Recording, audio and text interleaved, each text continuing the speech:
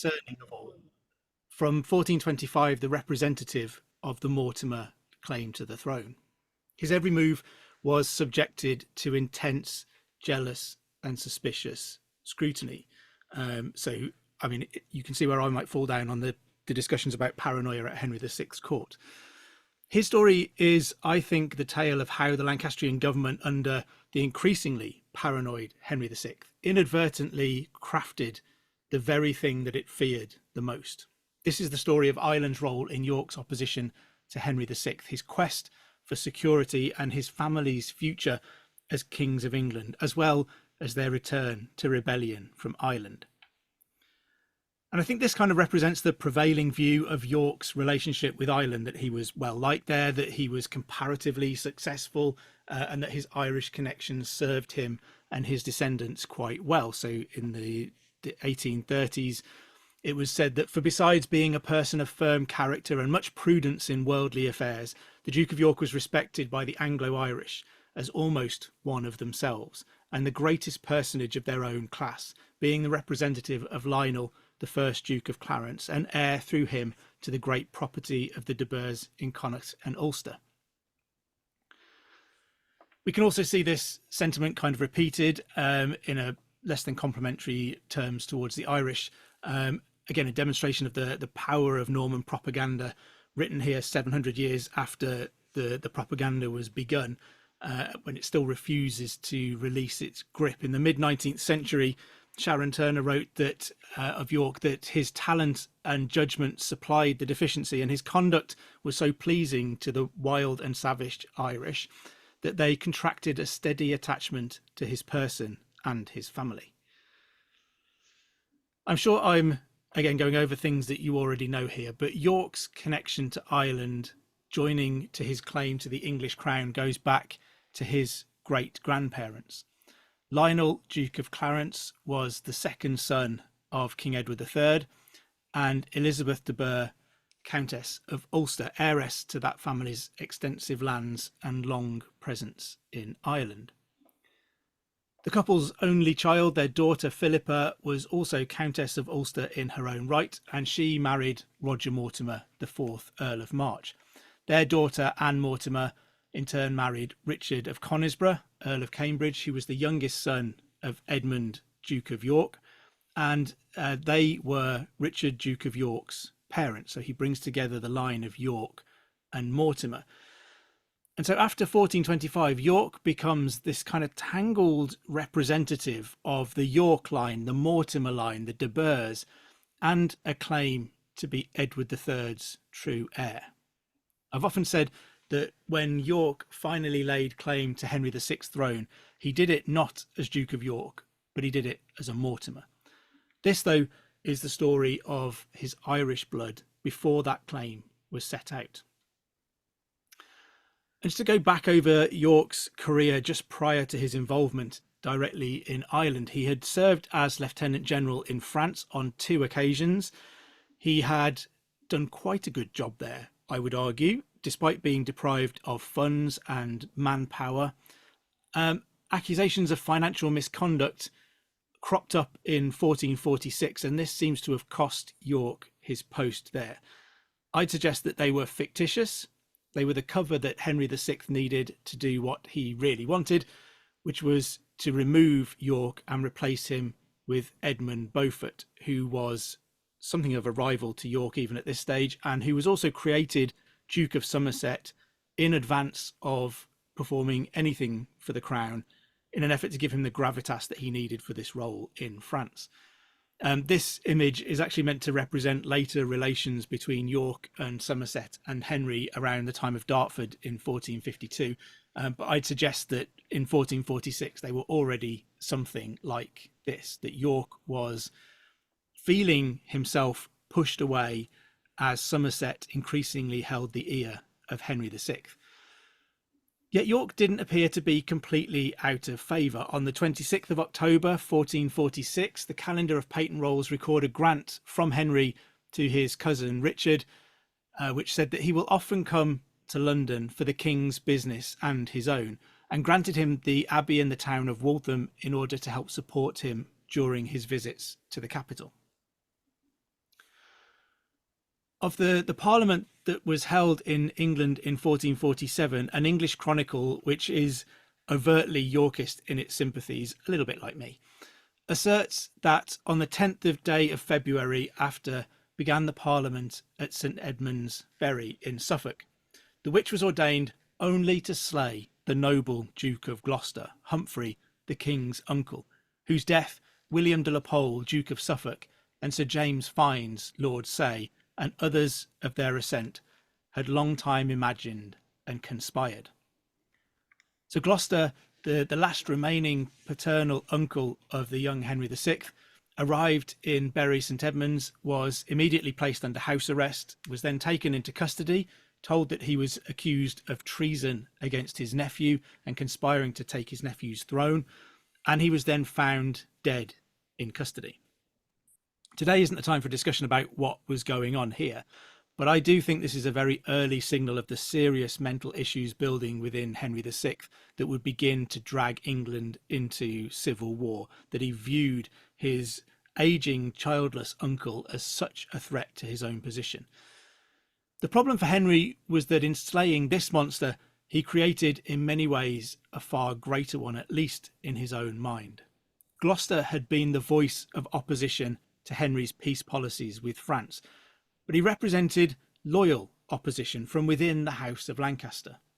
With Gloucester dead and gone, York was considered by many to be the heir presumptive to the childless king, and also the inheritor of Humphrey's popular demands to continue the war with France. Now, the heir of the House of York, and more terrifyingly still, the heir to the Mortimer claim, was propelled to the forefront of dynastic politics. Loyal opposition, which I would argue that York still represented, now had its home outside the House of Lancaster and in the body of a Mortimer. If Henry had imagined problems before, I think he was probably seeing much greater ones now. On the 27th of July 1447, although the grant wasn't confirmed in the calendar of patent rolls until the 9th of December, Richard, Duke of York, was appointed Lord Lieutenant of Ireland for a term of 10 years. Now, there are obvious attractions to this for Henry, I think. It potentially gets York out of the country. It gives him some compensation for the role that he's lost in France. And it placed him in another difficult place to manage, potentially setting him up for failure. York was Earl of Ulster as well as Lord of Trim, and numerous other lordships that he'd acquired via Mortimer and de Burgh inheritances, as we've heard this evening. So he held real power alongside the authority that his ancestry could bring to bear. But there were also potential problems here too. If anything, this drew attention to York's Mortimer ancestry, and by extension, the Mortimer Irish heritage that had seen them serve there too. Henry wasn't deflecting from York's Mortimer lineage at all. This wasn't, I don't think, the exile that it's often been presented as. It was the second most prestigious office in the king's gift at the time. York might also, like many of his predecessors, have appointed a deputy and remained in England himself. He wasn't actually compelled to go in person. I think that the fact that York chose to travel to Ireland demonstrates that he saw the political picture emerging in England. Perhaps he shared this approach with his uncle Edmund, the 5th Earl of March, who, as Patrick described a little bit earlier, fell under increasing suspicion in 1415, around the time of the Southampton plot, and was again eyed with suspicion when the infant Henry VI became king, as Edmund perhaps saw an opportunity to remove himself from the situation. I suggest York probably did too. So he did decide to leave, to absent himself, to offer some distance, perhaps to counter any fears of his intentions, and ultimately to go and serve Henry. York didn't leave for Ireland, though, until May 1449, over a year after his appointment had been made official. This probably represents the time in which he made the decision to go in person and made arrangements to be absent from his lands in England. As early as February 1448, Sir William Oldhall and Sir Edmund Mulso were described in a writ as going in the company of Richard, Duke of York, Lieutenant General of Ireland, on the safekeeping of those parts. The birth of a son to York, named John and sadly short-lived, may also in part explain the delay. York and his Duchess Cecily were together as often as they possibly could be, so her inability to travel may have influenced his delay too. Whether York was deliberately delaying his departure for fear of what might befall his reputation in England in his absence, what might happen to his properties, or perhaps even to the kingdom if he wasn't there, can't be known with any certainty. But on the 16th of April 1449, the calendar of Patent Rolls record a commission to 2 of the king's sergeants at arms and another man to arrest ships, barges, ballingers and other vessels and masters and mariners for the governance thereof, to carry York and his not insubstantial party across to Ireland. On the 6th of July, York finally arrived at Howth. The annals of the Four Masters record that he was received with great honour, and the Earls of Ireland went into his house, as did also the Irish adjacent to Meath, and gave him as many beefs for the use of his kitchen as it pleased him to demand. So if you're a steak lover, clearly this was the place to be. There was quite a buzz in Ireland at the Duke's arrival. He'd been given full control over all of the income of Ireland without being required to provide accounts for it in England, offering him a degree of autonomy and authority. He'd also been granted 4,000 marks from England for the first 2 years of his time there, and £2,000 per annum thereafter. Although York's experiences in France might have made him dubious about ever actually receiving that money, but he did hold great estates in Ireland and the control of whatever income he could generate there too. The Anglo-Irish lords seemed to welcome the injection of authority, with even those considered rebellious and some of the Gaelic Irish appearing pleased to see York in place. York was viewed in Ireland as the natural heir of the De Burghs, of Lionel, Duke of Clarence, and of the Mortimer Earls, who had been held in great respect there. Further back in his bloodline, he also had links to Gaelic lords in Ireland as well. So he was able to draw on all of these things as he tried to bring Ireland into line around him. Richard made a great deal of summoning men to him to restate their allegiance to King Henry VI when he arrived in Ireland. He moved slowly to Dublin, staying briefly before travelling to the great Mortimer seat at Trim Castle. After that, he marched into Ulster, and he did so under the banner of the Black Dragon, the badge of the Earls of Ulster, to the reported pleasure of all. He'd arrived not as a conquering English duke, but as the rightful heir to some of Ireland's key lordships, and in that capacity he could be welcomed even by those less than attracted to the English who had come before him. Throughout Richard's progress around his lands, it seems that great leaders, even the Gaelic, were keen to pay homage and offer their submission to him.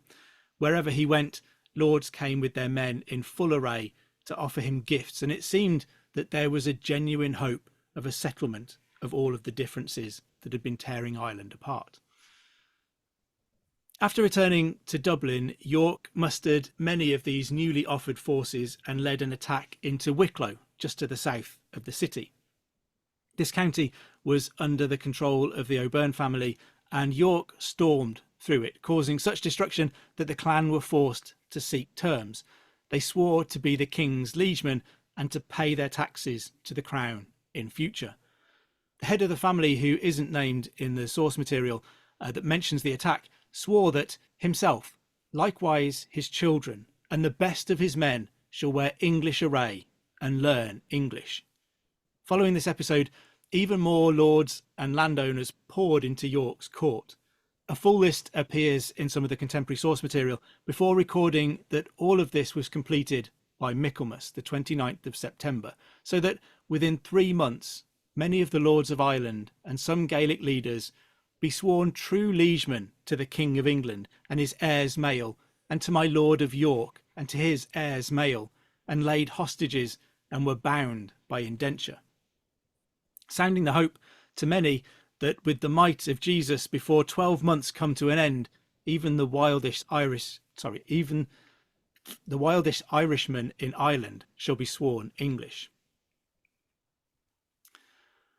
Some of this seemed to confirm the logic of selecting York for this role. His experience in France, combined with his own Irish connections, seemed to be paying dividends as he showed himself willing to conciliate with those open to the idea, but equally willing to fall fast and hard upon those who resisted him. And this, I think, is a trait that can be seen later in his eldest son, Edward, too.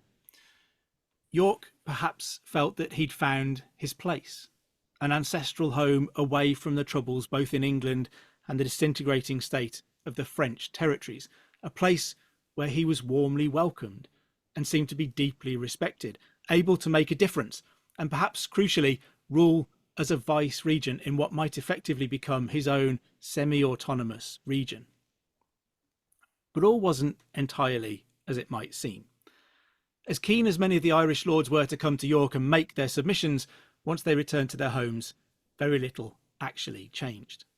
The attack into Wicklow may have caused some to keep a lower profile for a while, but it's likely that many of the lords were paying little more than lip service to York as a nominal ruler, while expecting to be able to continue the freedom that had been theirs for decades. Nevertheless, it is clear that these great men considered York someone with whom they could do business in a way that some of his more belligerent predecessors had not been. John Talbot, the father of the first Earl of Shrewsbury, had in particular acquired a fierce reputation for cruelty during his time as Lord Lieutenant. So I think the Lord saw in York either a man as close to being one of them as could emerge from England, or a man naive enough that they could blinker him with sweet words and lavish gifts. Their motives remain as unclear as York's do during this period. Further success came for York when the mighty O'Neill family, who ruled Tyrone, came under his widening influence. Owen O'Neill had entered into a treaty in 1425, admitting himself to be a subject to King Henry and also a vassal of Richard, Duke of York, swearing to end his seizures of land and return what he had taken. But he'd never put those promises into action, a fact which might have served to make York a little dubious of all of those willing to give homage from the Irish lords, that he considered that closely enough. York's arrival brought this matter to a head, and as so many others had, O'Neill swiftly bent the knee to his lord. On the 27th of August, Henry O'Neill, oldest son and heir of the ageing Owen, came to Richard at Drogheda and reaffirmed their loyalty to York as Earl of Ulster, promising once more to return all of the lands that they'd taken. O'Neill also swore to provide military service to Richard, promising to provide 500 mounted men and a further 500 men-at-arms on foot. As with other suspiciously quick and easily given promises, little real action resulted from this. I'll come to why this picture's here in a minute, but York opened his first Parliament as Lord Lieutenant on the 18th of October 1449, and he aimed to deal head-on with the lawlessness across Ireland. One practice that seems to have become widespread and caused particular trouble was the convening of what were called cuddies. It was a gathering of local men of power with their extended families and retinues who would descend on an unexpecting farmer in the evening and throw a rowdy all-night party at the farmer's expense and leave him with the mess to sort out in the morning. So hence the picture of Kevin and Perry from Harry Enfield and Chums, because cuddies always sound to me a little bit like having teenagers in the house. In response to these troubles, Parliament made it legal for any sworn liegeman of the king to kill anyone caught stealing or breaking into property by day or by night. Government-sanctioned vigilantism was perhaps a mark of the extent of the problems faced, but it was also popular since it allowed those loyal to the crown to pursue with impunity those who remained rebellious. A few days after the opening of this Parliament, on the 21st of October, Cecily gave birth to another son, George, in Dublin. This boy proved strong and healthy, and the Earls of Ormond and Desmond acted as his godfathers, for this new son of York at his christening. The birth of a son to a man many considered a natural leader in Ireland within the boundaries of the island was yet another cause for rejoicing and brought men still closer to York's efforts to establish a settled peace. George was a tonic to York's work, but must have been a boon to him and his Duchess, who had lost the last two boys soon after their births. All was going quite well for the Duke as he took up residence for the winter at Trim Castle. During his time at Trim, York undertook improvements to the castle and to the Abbey church.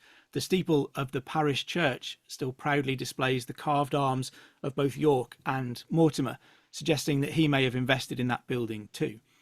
He was making himself and his family very comfortable, and he was perhaps enjoying the sense of success.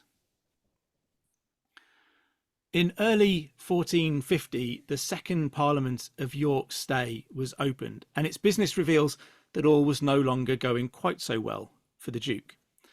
In spite of legal restraints on the raising of levies, the Lord Lieutenant was forced to request one, as he has had no payment from our said Lord the King for the protection of this his said land, and he is likely to bear great charges and costs in resistance of the Irish, who, according to appearances, mean to go to war. The problems suffered in France were now stalking York in Ireland and threatened to undermine his efforts once again. He hadn't been paid his wages from England, and probably justifiably was unwilling to fund the government of Ireland from his own pocket, because he knew he'd be unlikely to be able to recover his investment from the treasury of a crown now teetering on the very brink of bankruptcy. Not only did the levy risk huge unpopularity, but the need for it shows that in spite of early appearances, a great many were far from reconciled to York's rule in Ireland. On the 15th of June 1450, York wrote to his brother-in-law, Richard Neville, Earl of Salisbury in England, to complain that the lack of payment of his wages and support from England was threatening the progress that he'd made. He told Salisbury, "I had rather be dead than any convenience should fall thereunto in my default, for it shall never be chronicled, nor remain in Scripture by the grace of God, that Ireland was lost by my negligence." In England, Cade's rebellion was already underway when this letter arrived. The revolt would cause York to return home. Henry, frightened his cousin, came to take his crown. York, swearing he only wished to help his king. Insecurity again dominated the next decade of York's life as his relationship with Henry spiralled out of control. York was gone from Ireland. Like the Mortimer Earls before him, he wasn't physically there for very long, but he left a lasting impression. Genuinely or not, Anglo-Irish and Gaelic Irish alike had found someone that they could recognise as a leader, not for his English power, but for his Irish authority. The birth there of a son of the Duke of York gave physical form to the bonds of allegiance and perhaps increased affection. The connection between the House of York and Ireland was made. York would return to Ireland one more time. When he fled Ludlow in October 1459, he went to Ireland with his second son, Edmund, Earl of Rutland. Generally, this is considered, probably correctly, that York lacked the real common touch, certainly not in the way that his son Edward and the Earl of Warwick could conjure popularity out of thin air. But Richard was nevertheless liked and respected, and must have felt that he could gain something from going back to Ireland. And once he got there, he was, I think, about to reap the rewards of his previous good work. York had already summoned a parliament to open on the 7th of February 1460, when orders arrived from England for the Treasurer of Ireland and the Barons of the Exchequer to seize all of the property in Ireland for the king and to punish the men there for welcoming York. They were also instructed to prevent them from offering him further succour and dangerous support. The order was roundly ignored, and the threat it represented served only to galvanise Richard's popularity. Ireland was willing to coalesce behind him in his opposition to the King of England. No more would Ireland be treated as the poor relation of England. They now had a champion who, if he could be returned to power, would see them well provided for out of his gratitude. When the Parliament in Ireland opened, it excitedly confirmed York as Lord Lieutenant of Ireland under the terms of his 1447 appointment, and it granted him startlingly wide-ranging powers. The Parliament insisted that to York such reverence, obedience and fear ought to be given as to our sovereign lord, whose estate is thereby honoured, feared and obeyed. So they're suggesting that York ought to be given the same level of respect as the King of England. By extension of this principle, used perhaps disingenuously to throw a protective curtain around York, Parliament added, if any person imagine, compass, excite or provoke his destruction or death, or to that intent confederate or assent with Irish enemies, he shall be and stand attainted of high treason. And so despite the orders from England to give no support to York, Ireland decided that it would be considered treason if anyone moved against the Duke. York's oldest son, Edward, with the Earl of Salisbury and Salisbury's son, Warwick, returned to England and defeated Henry VI's forces at the Battle of Northampton on the 10th of July, 1460. They captured Henry and returned to London to await York. We know that Warwick had visited York during their exiles from England to collect Warwick's mother, who had ended up in Ireland when she fled England. It seems implausible to me that they didn't discuss a plan of action when they met. But Edward, Salisbury and Warwick waited and waited. York only returned to England in mid-September and didn't arrive in London until the 10th of October, a full 3 months after Northampton. He'd hardly rushed to capitalise on the victory. The Yorkist claim to the throne of England has always had more than a whiff of Warwick about it to me. York was so cautious. He'd been at odds with Henry for more than a decade by this point, and I suspect he'd been doing everything he could to avoid taking this step. The Yorkist faction was now backed into a corner, though, and left with nothing to lose, which almost certainly led to the decision to take this most serious of steps. I also suspect York might have had an option that held no appeal to the Earl of Warwick. What if York stayed in Ireland? The 1460 Parliament reveals a new sense of unity and perhaps offers a vision of increased independence for Ireland. They had their own Great Seal, and they were actively disobeying orders sent by the English Great Seal. They spoke of the English nation of Ireland and talked of a new order created by the ancient laws and customs of Ireland. What they needed was a high king. Could that be York? Was this his idea, or was it one that was put before him? He could leave the problems of England behind and start a new life with a crown gifted to him in Ireland. Was this the reason for his delay in returning to England? It was, as I've said, a plan that would have had no appeal to Warwick, who had no Irish power base and would have lost all of the Neville lands in the north of England. Was this where York might find that elusive security? There's no real evidence that this crossed York's mind, or that it was put across his mind, or that it was Warwick who talked him out of it if it did. But I don't think it's impossible that he toyed with the idea of becoming High King of Ireland. As it was, York returned to England and was dead by the end of the year. It's perhaps little surprise that the first Yorkist threat to the Tudor government originated in Ireland. It's remembered as the Lambert-Simnel affair, and I won't get started on this, otherwise we'll be here for several hours more. In summary, I think that this might well have been a plot in favour of Edward V, not Edward, Earl of Warwick. Irrespective of that, Irish support for the restoration of the House of York reflects the strength of feeling for York there, and a belief that Yorkist government was better for Ireland. Jean Molyneux wrote that Ireland had played a part in cultivating the threat in 1487. He said one little branch, engendered by a royal tree, had been nurtured amongst the fruitful and lordly shrubs of Ireland.